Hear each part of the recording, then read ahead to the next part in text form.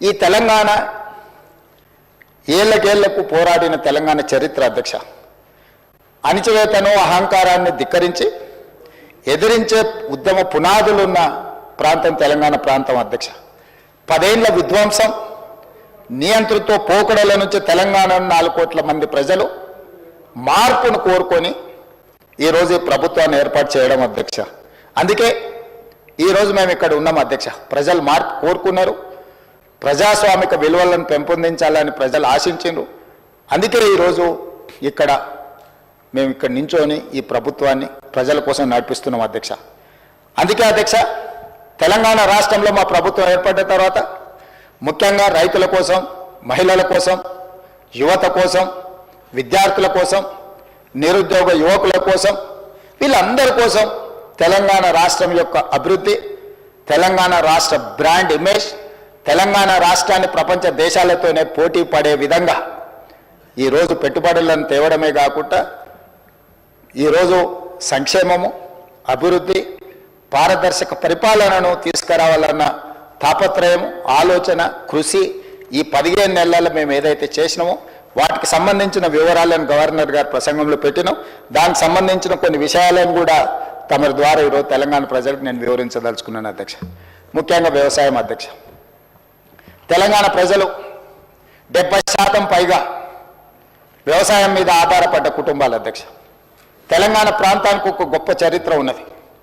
పెద్దలు దామోదర రాజనరసింహ గారు, లేకపోతే మా బట్టి విక్రమార్క గారు వివిధ సందర్భాలలో తెలంగాణ ప్రజలకు భూమితో ఉన్న బంధం, భూమితో ఉన్న అనుబంధం, ఈ భూమే సర్వం, తెలంగాణ సమాజంలో పోరాటాలు, నేల కొరిగిన వీరులు చిందించిన రక్తం, ఈ భూమి కోసము, భుక్తి కోసం, విముక్తి కోసమే పోరాటాలు జరిగినాయి అధ్యక్ష.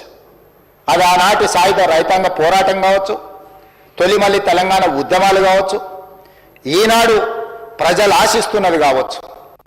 భూమే మన ఆత్మగౌరవం. అమ్మ ఎంతనో భూమాత అంతనే. గ్రామంలో మన యొక్క గౌరవం, మన గుర్తింపు, మన భూమి. ఆ భూమిని నమ్ముకొని వ్యవసాయంలోనే పుట్టి, వ్యవసాయంలోనే పెరిగి, వ్యవసాయంలోనే చనిపోతున్న మన కుటుంబాలను ఆదుకోవాలన్న బాధ్యత మా ప్రభుత్వం మొట్టమొదటిగా తీసుకున్నది అధ్యక్ష. అందుకే ఎన్నికల సమయంలో 2 లక్షల రూపాయల వరకు రైతులను రుణ విముక్తులను చేసి, మీరు ఎక్కడైనా చూడండి అధ్యక్ష, ఆత్మహత్యల్ని, కార్పొరేట్ కంపెనీలు లక్షల కోట్లు అప్పులు చేసిన వ్యాపారస్తులు ఎవరు ఆత్మహత్యలు చేసుకోలేదు అధ్యక్ష ఈ దేశంలో. కానీ రైతు 20,000, 50,000, 1,00,000, 2 లక్షలు అప్పు చేస్తే, అప్పుల వాడు ఇంటి ముందుకు వచ్చి నిలబడితే ఆ ఆత్మ గౌరవాన్ని చంపుకోలేక అప్పులవాడు ఇంటి ముందు నిలబడితే తలెత్తుకొని అబద్ధాలు చెప్పలేక ఈనాడు నా రైతాంగం ఆత్మహత్యలకు పాల్పడుతున్నారు అధ్యక్ష.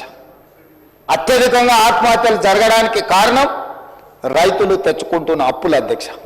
అందుకే ఏ కార్పొరేట్ కంపెనీ వాడు దాదాపుగా 16 లక్షల కోట్ల రూపాయల కార్పొరేట్ కంపెనీలు బ్యాంకులకు ఎగవేత వేసి నీరవ్ మోడీలు, లలిత్ మోడీలు, విజయ్ మాల్యాలు వేల లక్షల కోట్ల అప్పులు చేసి దేశం విడిచి పారిపోయి ఇతర దేశాలలో విలాసవంతమైన జీవితాలు గడుపుతున్నారు తప్ప ఎవరు బ్యాంకులకు పన్ను ఎగవేసి అప్పిచ్చినోడికి అప్పు ఎగవేసి ఎవరు ఆత్మహత్యలు చేసుకోలేదు అధ్యక్ష. కానీ నా గ్రామీణ ప్రాంతాలలో, తండాలలో, గూడాలలో, మారుమూల పల్లెల్లో ఉన్న రైతాంగం వేల రూపాయల అప్పులు చేస్తే కూడా అప్పులవాడు ఇంటి ముందుకు వస్తే కుటుంబ సభ్యుల ముందు, కట్టుకున్న భార్య ముందు, తమ పిల్లల ముందు అవమానాన్ని భరించలేక ఆత్మహత్యలు చేసుకుంటున్నారు. కాబట్టి మొట్టమొదట మా ప్రభుత్వం ఏర్పడ్డ తర్వాత రైతులకు రుణమాఫీ చెయ్యాలి, రుణ విముక్తులను చేయాలి, ఆత్మగౌరవంతో నా రైతాంగం బ్రతకాలి అన్న ఆలోచనతోటి 2 లక్షల రూపాయల వరకు రుణమాఫీ చేస్తామని ఏ ఎన్నికల మేనిఫెస్టోలో మాట ఇచ్చినామో మాట ప్రకారం